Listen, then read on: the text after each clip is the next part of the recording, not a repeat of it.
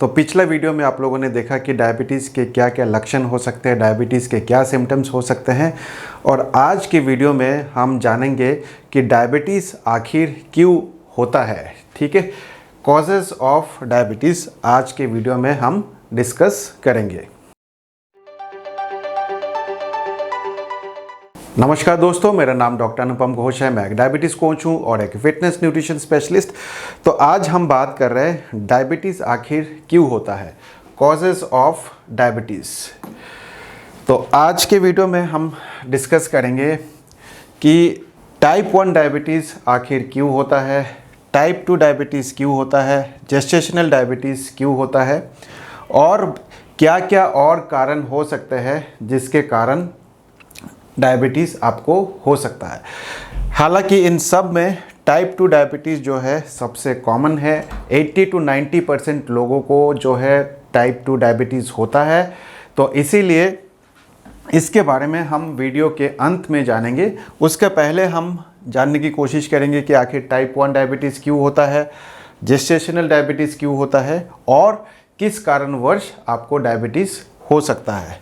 तो सबसे पहले हम चलते हैं कि टाइप 1 डायबिटीज़ आखिर क्यों होता है।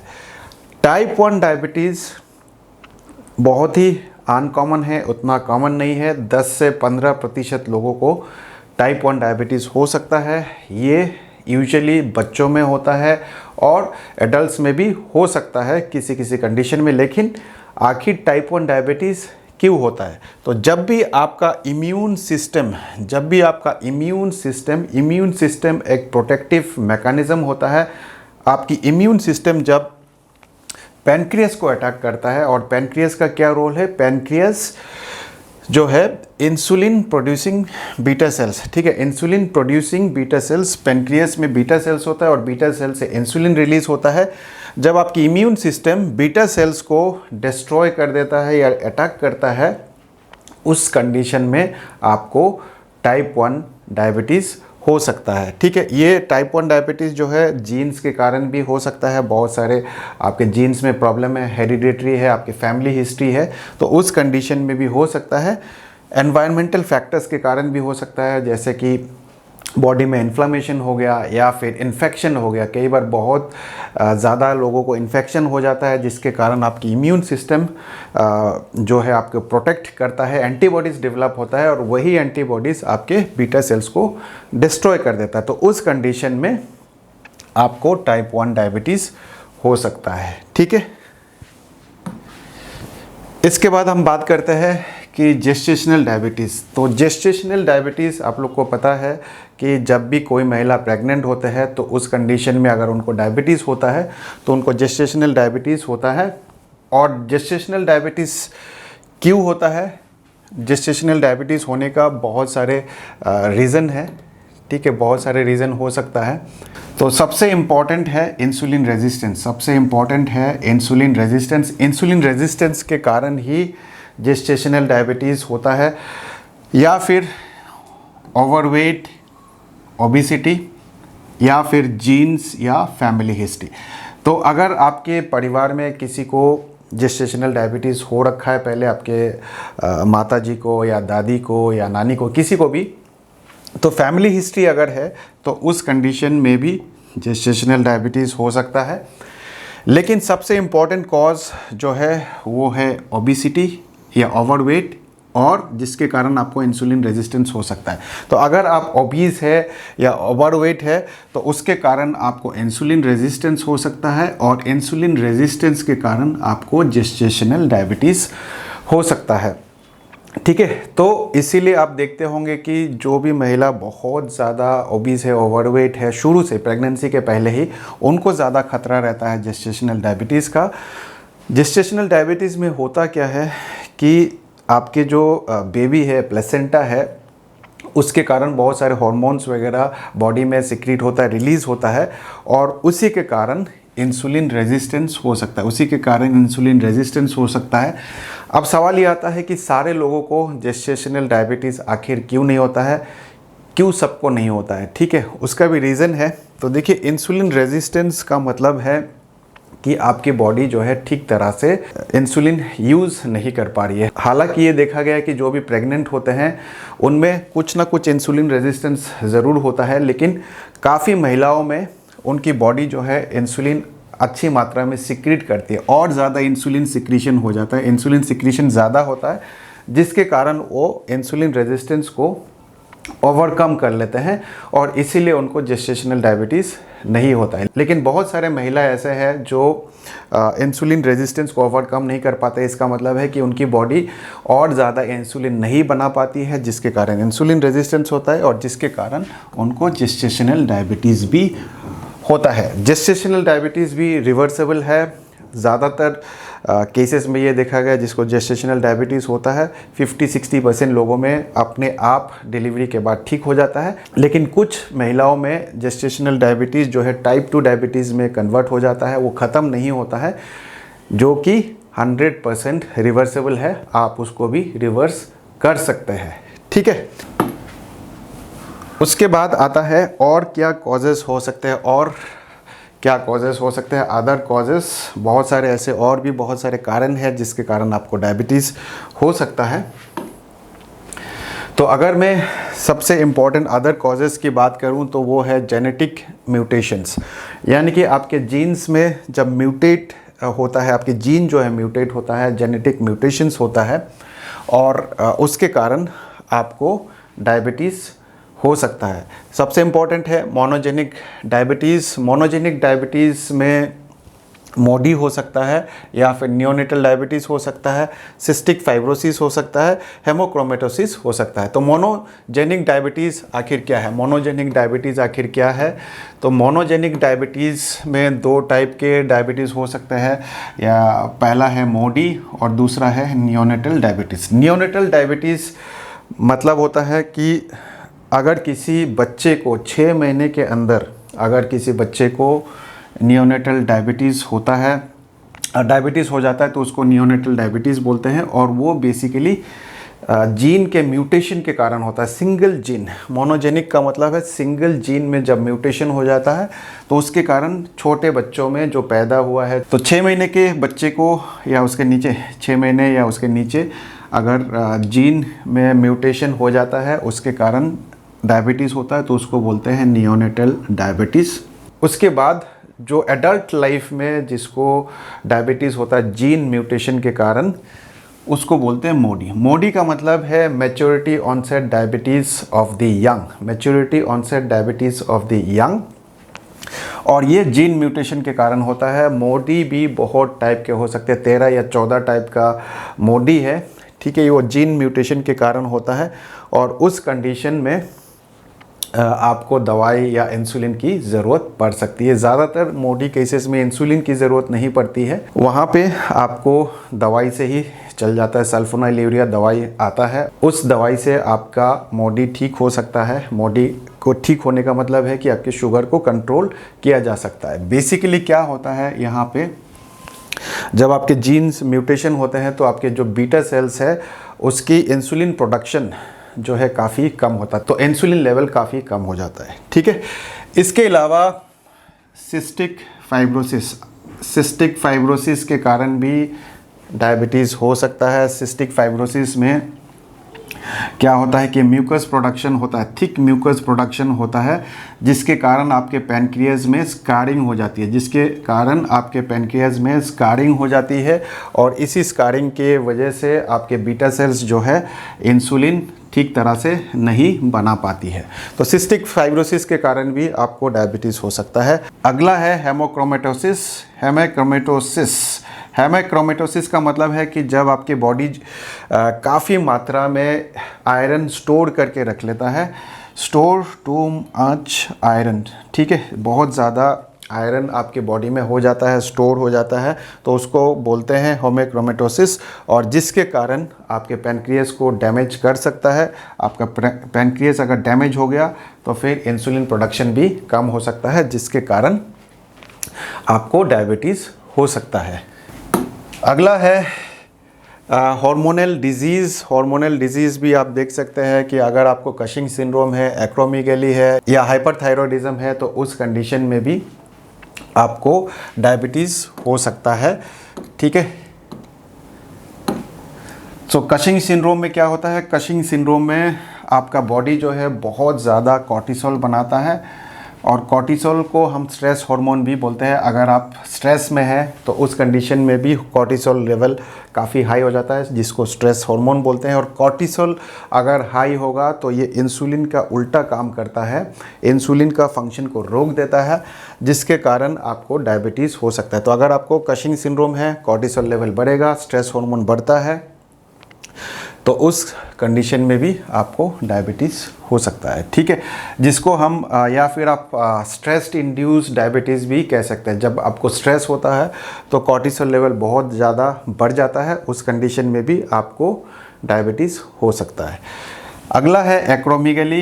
एक्रोमीगली एक ऐसा कंडीशन है जब आपके बॉडी बहुत ज़्यादा ग्रोथ हार्मोन बनाती है।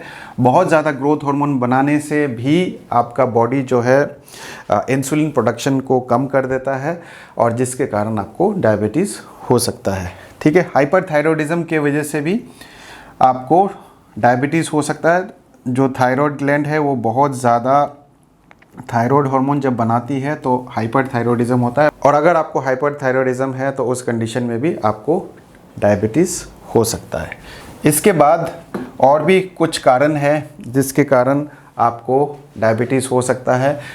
डैमेज और रिमूवल ऑफ पेनक्रियास। अगर आपका पेनक्रियास ही रिमूव कर दिया गया है तो फिर आपको डायबिटीज़ बिल्कुल होगा, क्योंकि बॉडी ही इंसुलिन नहीं बना रही है, तो फिर शुगर लेवल हाई होगा। तो रिमूवल ऑफ पेनक्रियास में भी आपको डायबिटीज़ होता है।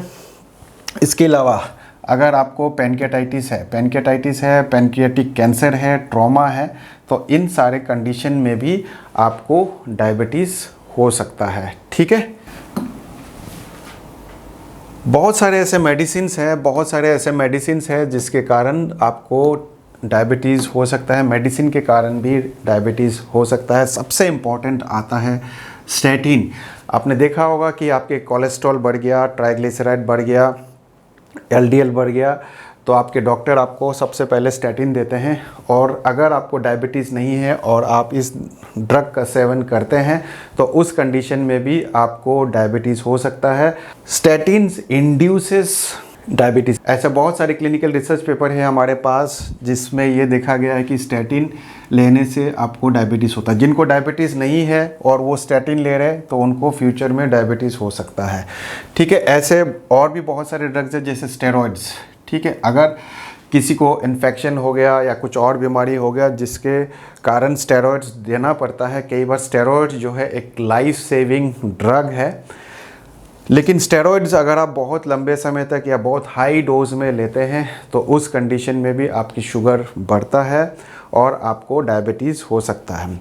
इसके अलावा और भी बहुत सारे ड्रग्स हैं जैसे कि एंटी डिप्रेसेंट्स या एंटी एंजाइटी ड्रग्स। जब आपको एंजाइटी होता है, डिप्रेशन होता है, उस कंडीशन में जो ड्रग्स दिया जाता है उसके कारण भी आपको डायबिटीज़ हो सकता है, आपकी शुगर लेवल बढ़ सकता है। ठीक है, डायूरेटिक्स है या फिर एंटी हाइपरटेंसिव ड्रग्स है। ये ड्रग्स लेने से भी आपको डायबिटीज़ हो सकता है। तो बहुत सारे ऐसे ड्रग्स हैं।